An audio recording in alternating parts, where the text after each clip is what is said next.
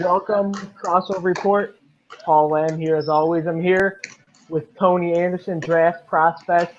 Draft's still like a month or two away, but got to start early with it, right? Tony, welcome to the show. We are happy to have you. So Appreciate I it. Good guess, to be here.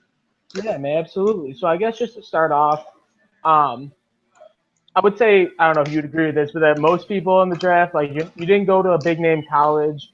You're not, in Right. the top five of all these lottery picks. So I guess just kind of tell people who you are, where you're from, and where you're going with basketball.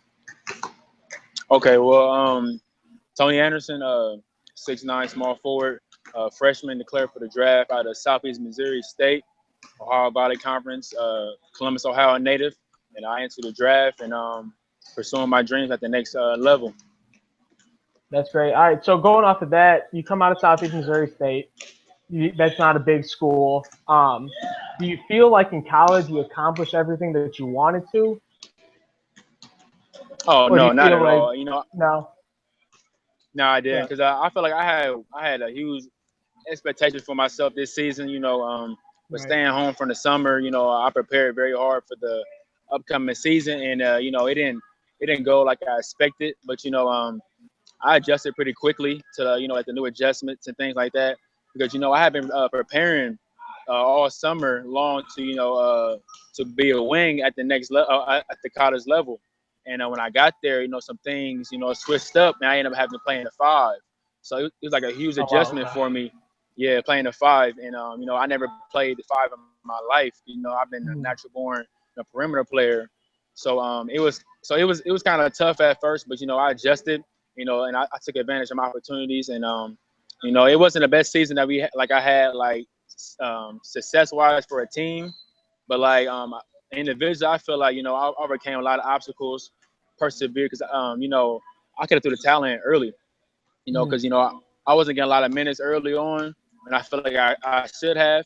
'Cause, I continue to fight, continue to, well, not fight, but continue like to persevere and trust in God, and things started to roll for me, and I just kept rolling, and then next thing I know, like I'm getting a little pub around the campus, but that wasn't really what I expected. I expected to get some national pub, but that's why this process right here is so crucial for me. Get my name out there and pretty much regain that hype that I expected to have during the season.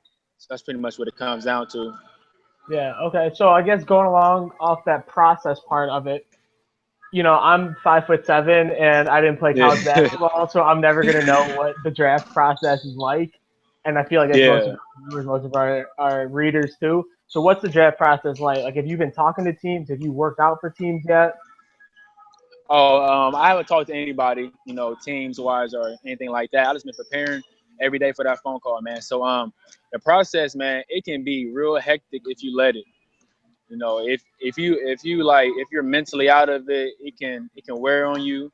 If you're not pushing through certain parts of the workouts or just even your day in general, it can be real a grind for you. But for me, I just focus on taking one step at a time each day. I focus on getting better each day because I take one step each day, next step each day, and then next thing you know, a month from now, I'm climbing a mountain. So I'm just pretty much just taking one day at a time and never growing weary and doing good, and always, trusting in God and believing in Him, and always just letting faith take its course. So that's pretty much what it comes down to.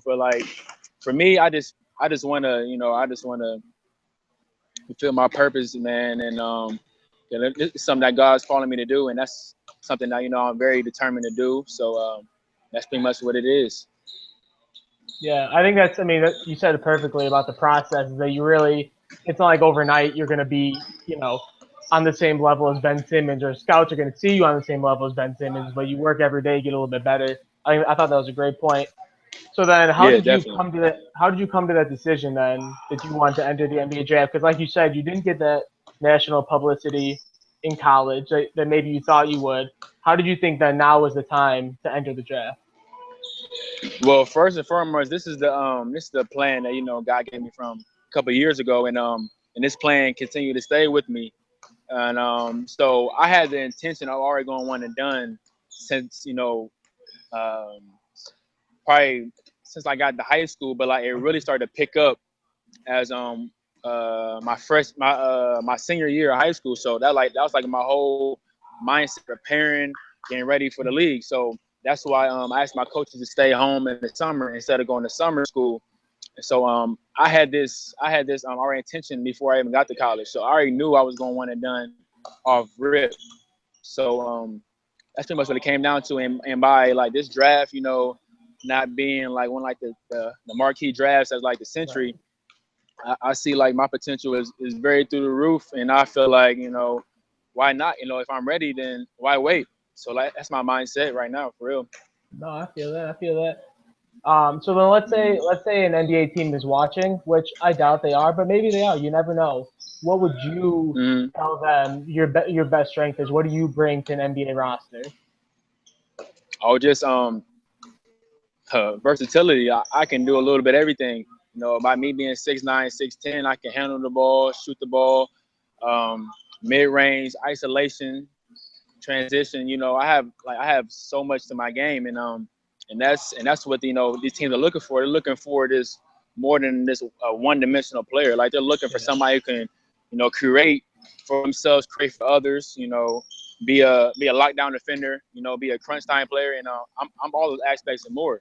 So that's pretty much what it is. Like don't let my numbers and my school fool you. Like this is like I wouldn't have declared for the draft if I wasn't serious about being confident in myself and like being able to play at the next level. So I know I can play, and I have full confidence in that. I have full confidence in God, knowing that He's going to be with me regardless. So that's pretty much what I would say to a team. Like I'm the next big thing, and that's bold coming from me. Like you average 5 points, but hey, I mean, that's what I truly believe in my heart, and it's on me to show that. So that's what it is. I would give you a chance if I was an NBA GM. Yeah, but you're right. Mm-hmm. Coming off the points and the minutes in the school, I remember the first time I heard your name was off. Do you know Jeff Goodman from ESPN? He's an Mm-hmm. ESPN commentator. I Right. saw his tweet about you, and he said, "Here's a name nobody expected to enter the draft and shouldn't enter the draft, Tony Anderson." And it's hard to get over that. But I mean, talking to you, you can tell that you're definitely motivated. You're definitely confident, and the versatility part. That's obviously where the NBA is going. You look at Draymond Green, you look at Denzel Exactly. Valentine coming to the draft. I mean, that's gonna be huge. So, like you said, playing Exactly. center in college might not have been the best thing for you, but in a way, who knows? That could be a thing a team looks at and says, well, you got some experience at the five. He can play 1 through 5 for us. That's worth a shot. Exactly. Yeah, absolutely. Exactly. And that was big for me. Like even though I could have said I'm playing at 5 and it's throwing the towel. But I was like, no, this is what I'm gonna do. I'm playing at 5, so let me be the best at the 5. Mm-hmm. Instead of throwing the towel and saying I'm really a 3, but I'm not. I'm playing a 5. No, do what you Right. can at that position and like dominate at that position. So I took my advantage at that position because earlier on in the season, I was kind of creating that mindset. I'm like, I'm a 5. Like I'm not really a 5. This is whack. But so what? Like make the best of your opportunity. So that's what I did. So that's why a season, it was great for me. Like not just basketball, but just to see where I was at mentally. And this draft process, is really, really helping me mentally. Mm-hmm. Outside of the physical as well as spiritually as well. So it's been Yeah. great. Yeah. I feel you on that.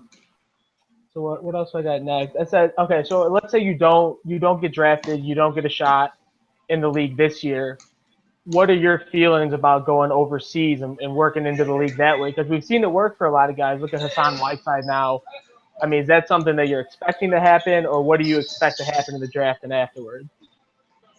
Well, I expect to get drafted in the first round, but I don't really have I really don't have a thought about the future going overseas or anything like that. Like my faith right now is NBA in the league. So like whatever the course is, if it takes that, which I doubt it will. So like my focus, all my eyes is straight on the league right now. So that's my mindset is. Uh-huh. You got to have that mindset too. You got to have that Yeah, that goal definitely. to say, I'm not going to look past it. That was a great answer too. And I guess the last kind of big question to ask you is, you said that this was kind of a decision, going into high school and especially like senior year of high school. I'm going to the draft. So if you could change the rule to that guys can come straight out of high school, do you think you would, or do you think that that gap year between high school and the NBA is good? Mm. That's a great question. I didn't mean to Yeah, blindside you with it. yeah. But that's good though. That's good though. Like, to be honest, I probably still would have did a year of college. Mm-hmm. Yeah, That's simply because not nothing physical, because the game, NBA game, is 90% mental. So I think that I would have been ready, mentally wise, for like that lifestyle outside of the game. So it crushes a lot of guys. Like the game, like that's the easy part of the lifestyle. Like that's the easy part everybody like looks for. But like off the court stuff's where everybody, you know, hits them. So I think Oh for yeah. me, going to college and like really like seeing where I was at, maturing myself, being responsible, with myself and others around me, that really like helped me like mature and become like mentally tough. So that's what I would say. I probably would do the same thing I'm doing now. Do the Mhm. 1 year. Yeah, you're probably one of the only people I've heard say that, like guys who took that year in college, because most people would say 18 years old, I can make $10 million. I would take the $10 million.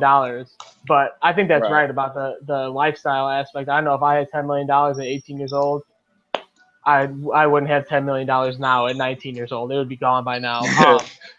So then Definitely.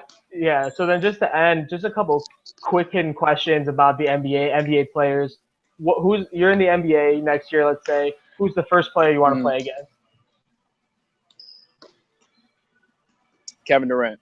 Kevin Durant. Why? Yeah. Because growing up throughout high school, like I try to model him, like his game, like Okay. he's long. He's long. He's a wing guard, perimeter player, like I am, and so I pretty much I pretty much had like the mindset of like I'm the next KD, but like as I got older, I'm like, nah, KD can't be a fan of mine no more. I mean, I gotta go at KD now. So Yeah. take this KD poster off my wall. Rip this KD, take these KD shoes off. Like I'm about to be playing this dude. So like Yeah. I would say pretty much going at KD, because like he has helped me like shape my game, and like it's really like encouraged me, like tall guys who can play play the guard position, and like him and probably Paul George, both of them too. Well, hey, Both of them too, those are because good dudes to yeah. You can reach their level. yeah, You made it. that's Okay, and then yeah. lastly, I'm gonna get killed by my fellow colleagues for asking this, but what are your feelings on Steph Curry? I'm not a huge fan, so I'll let you in on that. What are your feelings on him? Is he good for basketball? Is he bad for basketball? Man, you can't doubt that the boy is gifted. I mean, shooting pull ups on the half court line. I mean, you don't see that every day. A That's pull up true. from the half court line, like you don't see that. Like we have never seen a pure shot like that. Like like we seen Reggie Miller, we seen Larry Bird, we seen these guys, but he triumphs all that. Like I seen this shit, he had like 400 plus threes makes, and the second person behind him only had like 200 something. So I was Right. like, that's a huge jump. And like also respect him. He's a man of God as well as I am below. That always motivates me to be with be on that level with them kind of guys. So he's a good for me. He's a good guy. I'll let that part slide because, like I said, I'm not a huge. But still, overall, Tony, thank you so much for the interview. We'll Yeah, be rooting for you at most, Crossover Report, man. We'll stay in touch with you most if you get definitely appreciate drafted. it. We'd love to have you back on the show. Actually, we'd Appreciate love it, to have you man. back on the show. All right. All Once right, again, thank you, this is thank you. Crossover Report. I'm Paul Lamb. We'll see you next time.